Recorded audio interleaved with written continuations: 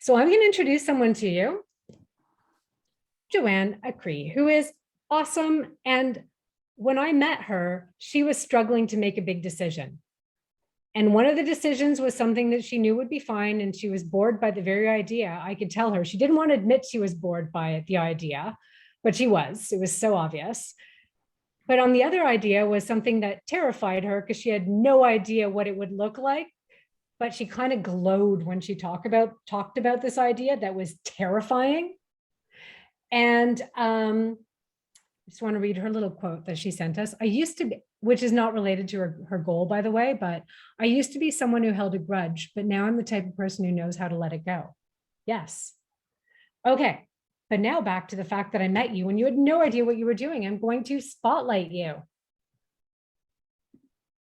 And I want you to just tell us, where were you when you started Kickstartology and where are you now? Right. Hello. I've not been on a spotlight like this before. Very exciting. Hi. So, hi. I'm trying to remember. It feels like so long ago, Steph.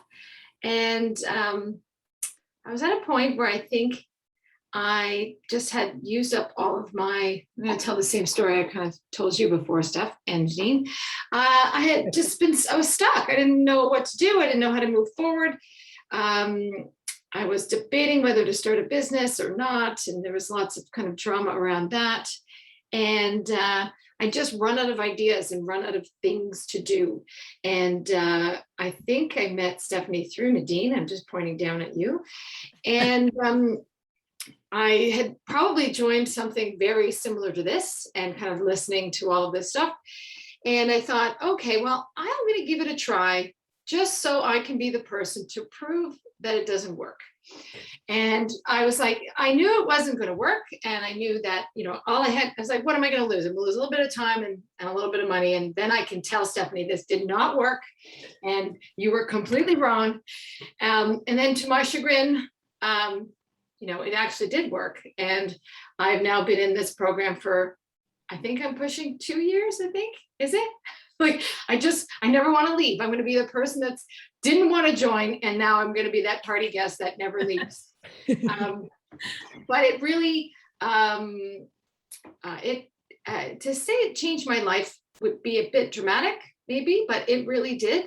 It changed the way I think, and it changed how I interact with other people, all for the better.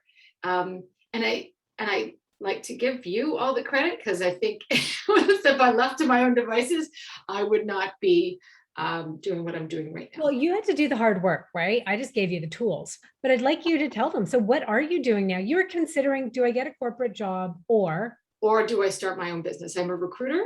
And at that point, I'd probably been a recruiter for about 6 years, working 5 years, I'd say, working for someone else, and just kind of got a little bored. Quit my job with no job. Stephanie's like, you got to stop doing that, Joanne. I was like, yeah, I really do have to stop doing that. It's the second time I've done that in my life.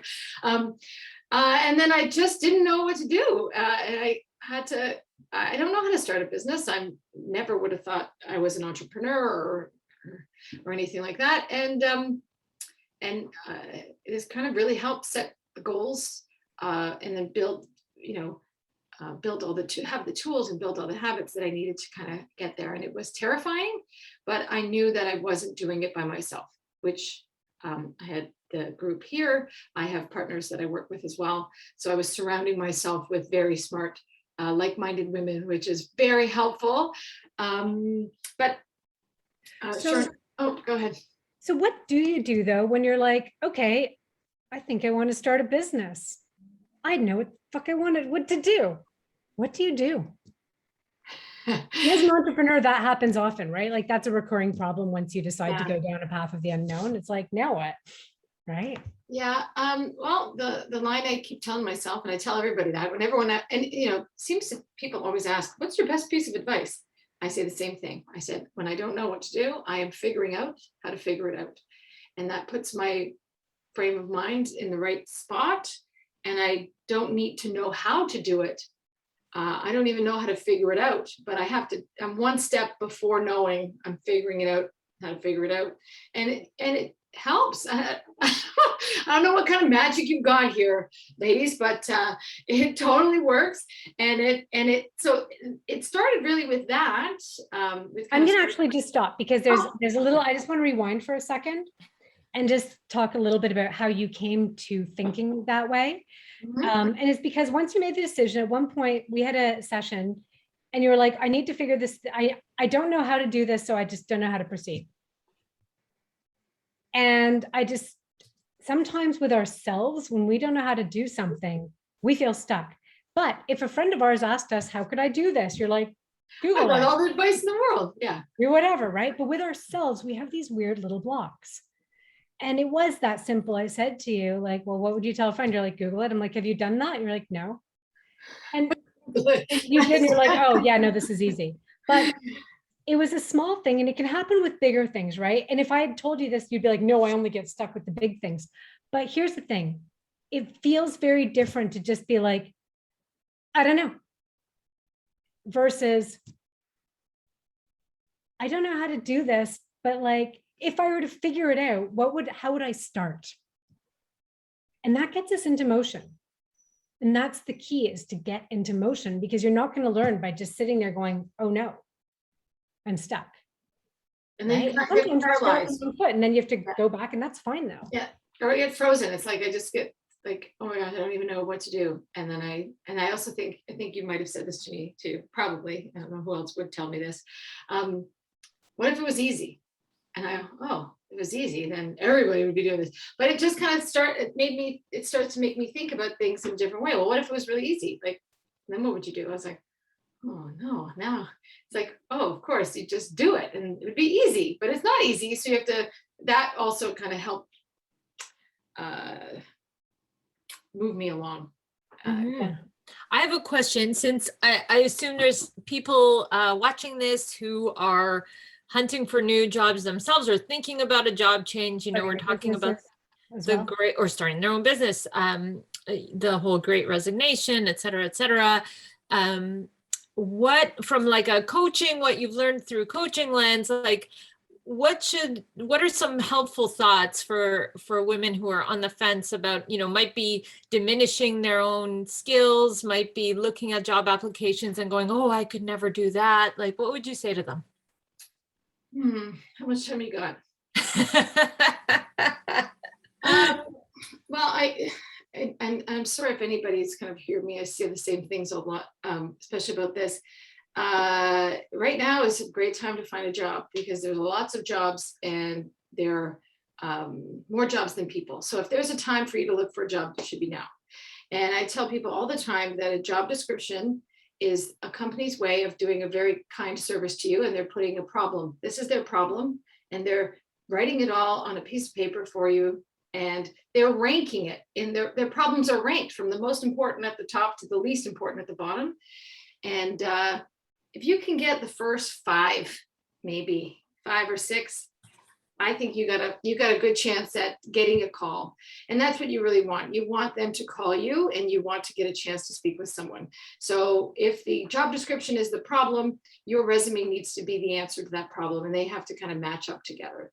So I tell everybody that this is a problem, this is the solution to the problem. And if I'm a recruiter, if I'm a hiring manager, and I want to hire you, and I look at my job description and I can see the match with your resume, you'll get a call. I mean, at the very least, you're going to get a screening call, or what I call the insanity check. Are you a human? Do you breathe? Right. Let's just start there. Usually it's a 15-minute call, but that's really your goal, because then you really get a chance to talk about yourself. But it starts there. That's usually what I. Perfect. And okay. Sorry, were you going to say something, Steph? No, go ahead. I just wanted to say, like, resistance was a big part of your story. So, what would you say to people? What advice would you have for people just starting out using this way of approaching things, especially if they're feeling resistance? Oh, you can't have any more resistance than I did. I was almost like a toddler, like just kind of like throwing a little temper tantrum on the So I felt like, I was like, this isn't going to work. And I'm going to be the one to be like, I'm angry about it. I was almost like just proving. And then as the weeks went on, and I used, the only way to describe it is like the little head exploding emoji. It was like, what? I don't have to do this? What? This is not the way that I just am. And I use the one about holding a grudge, because I'm a grudge holder. Like, I'm holding grudges from 25 years ago of an ex-boyfriend who broke up with my friend, not even my own ex-boyfriend. And I think Stephanie's words were, what if you just let it go? I was like, what? You can do that? You can just let these things go? Apparently you really can. And it's those little things, like, I was the most, maybe Steph, you talk about being resistant to coaching as well, but I probably was worse than you. And you were more vocal than I was. I was just in my head being like, I'll just do it my way. Like, I was like, this is just not going to work. And then once you kind of start to see, it's like peering through the looking glass or something, or it's like chipping away at something that's just been there for so long. And I'm, I'm not a young person. I'm medium age, I guess. Medium age. I love that. Medium age. And I just thought, I can't change. This is just the way I am. I just have to kind of carry these burdens with me forever. And as soon as I realized that I didn't have to, it was just like, what? Like, that could let go. I can kind of do things differently. I just never thought you could teach a medium old dog new tricks kind of thing. Like I really didn't believe it. And I honestly, if I hadn't gone through it myself, I still would just be telling Nadine, oh yeah, that just won't work for me. That's what I would say. Well, so. This was awesome. Thank you so much for sharing your insight and your expertise with us. I kind of want to ask you what your favorite Beastie Boys lyric is, but Steph will get mad at me. So take that offline. Yeah, it probably has words, like expletives or whatever. We're not, it's a family show. Everybody's a family show. We know I'm very language. Okay. Anyway, thank you so much, Joanne. And I will see you tomorrow morning. See you tomorrow morning. Bye. Bye.